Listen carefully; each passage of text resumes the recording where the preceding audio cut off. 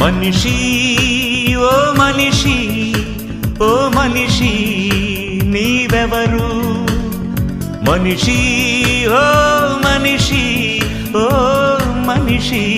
నీవెవరు యాక్టరువైనా డాక్టరువైనా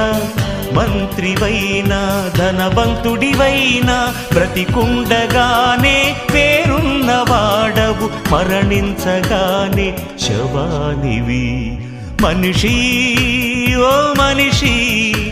ఓ మనిషి నీవెవరు